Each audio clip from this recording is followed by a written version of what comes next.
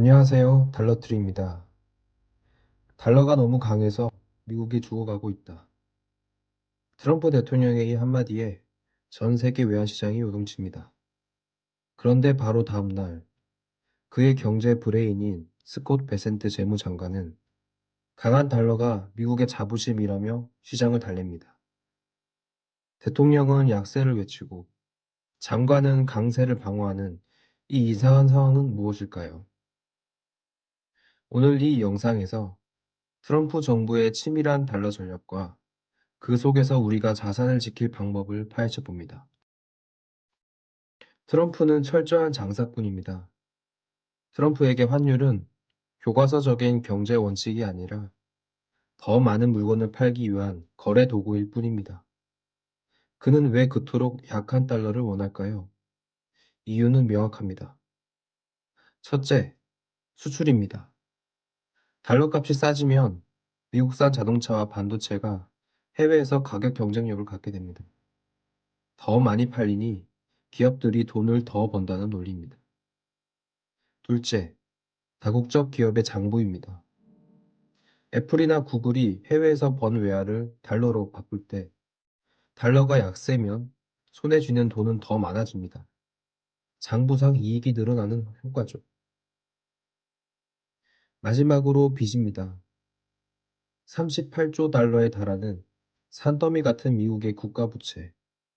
달러 가치가 떨어지면 그 실질적인 무게도 가벼워집니다. 하지만 트럼프는 강한 달러의 권위도 포기하지 않습니다. 인플레이션을 잡고 기축통화의 지위를 유지하기 위해서죠. 그래서 그는 요요 전략을 씁니다. 트럼프는 본인이 직접 나는 달러를 요요처럼 오르락내리락 만들 수 있다고 말하기도 했습니다.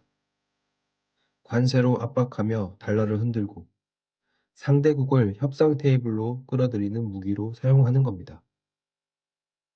트럼프가 판을 흔들어 놓으면 시장은 패닉에 빠집니다.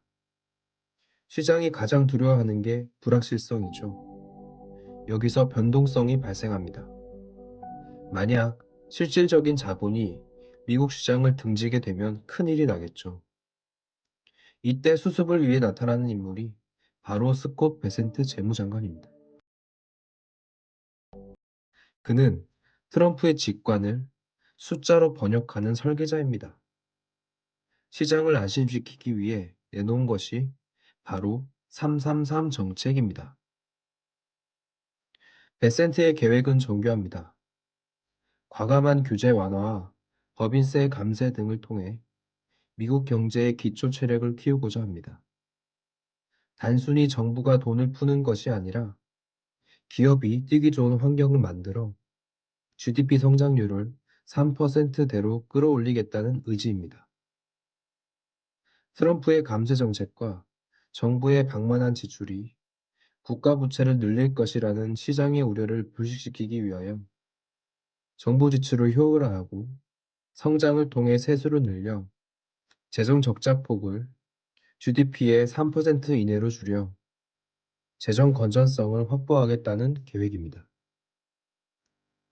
여기에 규제를 풀어 석유와 가스 생산량을 하루 300만 배럴 더 늘림으로써 에너지 가격을 낮추고 결과적으로 인플레이션을 억제하여 저물가, 고성장 구조를 만들겠다는 것입니다. 그의 메시지는 명확합니다. 트럼프가 달러를 흔들는 것처럼 보여도 미국의 기초 체력은 그 어느 때보다 단단해질 것이다. 그러니 달러를 팔지 마라. 베센트는 트럼프가 만든 불확실성 위에 예측 가능한 신뢰를 부여하여 제도적 안정성을 각인시킵니다. 달러를 보는 시각에도 차이가 있습니다. 달러는 도구인가 자산인가?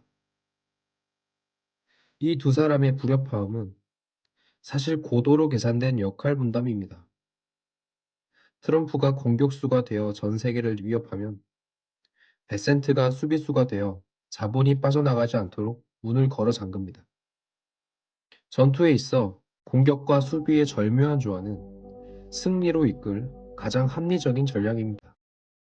결국 이들의 목표는 하나입니다. 미국은 여전히 가장 매력적인 투자처임을 증명하는 것입니다. 그들은 미국이 투자처로서 가장 안전하고 매력적인 자산이라는 지위를 확고히 하기 위해 어떤 노력을 기울일까요? 미국은 그동안 막대한 무역 적자를 보며 해외 물건을 사왔고 그 대가로 달러를 퍼주었습니다. 트럼프와 베센트는 이 흐름을 뒤집으려 하는 것입니다. 즉, 성장과 세수의 구조적 변화를 치밀한 계산하에 실행 중입니다. 현대자동차, 대만의 TSMC의 미국 공장 유치 얘기 들어보셨죠? 트럼프의 제조업 육성은 미국을 블랙홀로 만드는 작업입니다. 전 세계 기술과 자본은 미국으로 들어오되 미국의 달러와 일자리는 밖으로 나가지 못하게 하겠다라는 것인데요. 진짜 의미는 단순히 공장을 많이 짓자는 수준을 넘어섭니다. 이는 미국의 국부를 창출하는 방식을 금융과 소비 중심에서 다시 생산과 실물 자산 중심으로 개편하려는 거대한 국가 개조 전략입니다.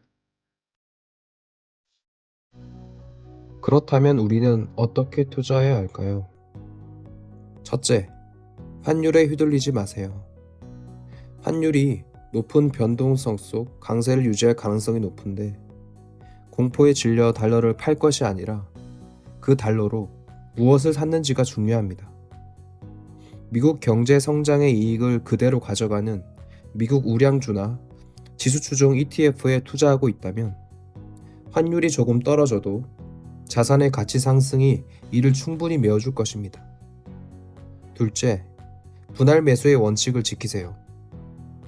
트럼프의 입방정이 달러를 누를 때가 바로 세일 기간입니다. 미국 경제의 펀더멘탈과 우량 기업의 실적이 견조하다면 일시적으로 환율이 조정받는 구간을 달러 자산을 모아가는 기회로 활용하시길 바랍니다. 셋째, 채권의 비중도 고려해야 합니다. 베센트의 재정 적자 축소 의지는 국채금리의 하향 안정을 의미합니다. 금리가 고정인 지금 달러 표시 장기 국채는 훌륭한 안전판이 될 것입니다. 결론, 달러는 결코 배신하지 않는다. 투자의 세계에서 절대적인 것은 없습니다. 옳고 그름, 선악도 없고요.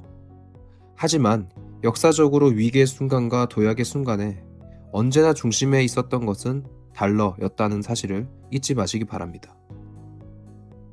트럼프와 베센트가 펼치는 이 혼란 속에서 단기적인 소음에 흔들려서는 안 됩니다. 달러 자산을 모아가는 길은 때로는 지루하고 때로는 불안할 것입니다. 하지만 미국의 패권이 유지되는 한, 그리고 혁신이 미국에서 일어나는 한, 달러는 결코 여러분을 배신하지 않습니다. 장기 투자의 호흡으로 달러라는 안전한 배에 올라타십시오. 오늘 영상이 여러분의 자산을 지키는 든든한 가이드가 되었기를 바랍니다. 도움이 되셨다면 구독과 좋아요 부탁드리고요. 다음 영상에서도 인사이트 있는 내용으로 찾아뵙겠습니다. 이상 달러트리였습니다. 감사합니다.